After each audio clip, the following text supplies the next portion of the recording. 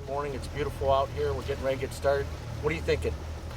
We're gonna make about a 2-mile run first thing this morning. We're gonna go fish. The Fox Channel Lakes has a lot of no-wake zones where you transition from lake to lake. We're gonna go fish one of those no-wake zones where you get a washout from the prop wash from the boat's taking out, so it creates a little trough. We're gonna go troll that trough for a little bit first thing this morning. Then after that, well, it's gonna be where the wind takes us. Tell me a little bit about your boat. So right now, this is a Crestliner Raptor 2100.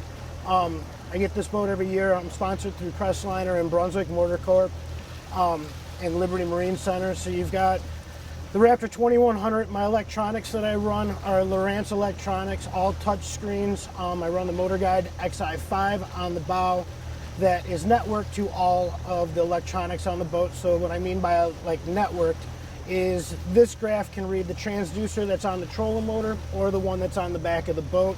Vice versa, same with the graph that's in the front of the boat. It's powered by the Mercury Verado 350, and then we have the 99 Pro Kicker for trolling next to it. Good morning. Good morning. So Brian, you've been doing this for a while. Yeah, I've been at this for a day or two, you can safely say. Yeah. Your wife is pretty patient with you. Yeah, she's very understanding.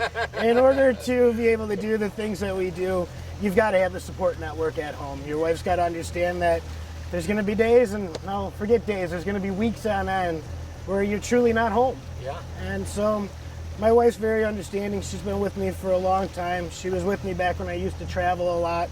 So I don't know what else to say other than she supports me. She understands it at times. She likes me to be home, but it makes it to where, let's call it when I am home, we appreciate it a little bit more. Tell me a little bit of World Walleye Association. You know them better than I do. So the World Walleye Association is, for lack of better terms, a grassroots program.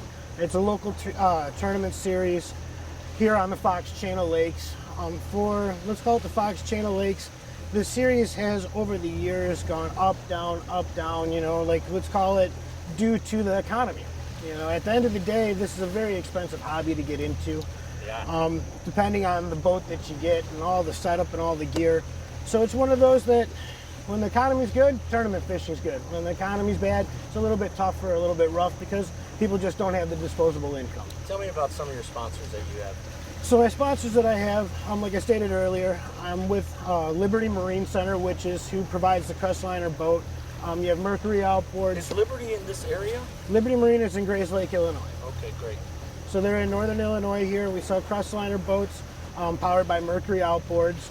My other sponsors that I have, I'm sponsored by Woodstock Line Company. Woodstock Line Company, I've been with them for over a decade now. Doc's Custom Jigs, the custom jig maker. For walleye fishing, bass fishing, pan fishing, you name it, he makes custom jigs for any application. So when we're out there trolling today, what kind of lures are we going to be using? So I use, out on the Channel Lakes, I use an awful lot of Salmo Hornets, and I also use a lot of Berkeley flicker shad, jointed flicker shads is what I use a lot of. So as you know, I'm very new to this whole sport. We're going to be fishing horizontally today, not vertical. Correct. Okay. We're going to be trolling behind the boat depending on the depth we're in. That's how we determine how far back the lines go. And at this part of the season, going to early fall, end of the summer, the walleye are generally deep, around 25 feet, aren't they? It depends on the body of water. This body of water really doesn't have, let's call it, more than a handful of places at best that are 25 feet deep. The average depth of the chain, I believe, is about 5-6 feet deep. So when you have a system that's that shallow, the fish aren't going to transition to that deep of water. The fish here, it's a little bit different than anywhere else you'll find for the most part in the nation. Fish stay shallow chasing bait. Well, there you go, everybody. We're out here fishing. It's early morning. It's absolutely beautiful. We got a slight little wind coming right now, so that's usable. Yeah, breeze is always good. Feels good, especially with the temperatures that we have outside. It's a lot better than it being stagnant.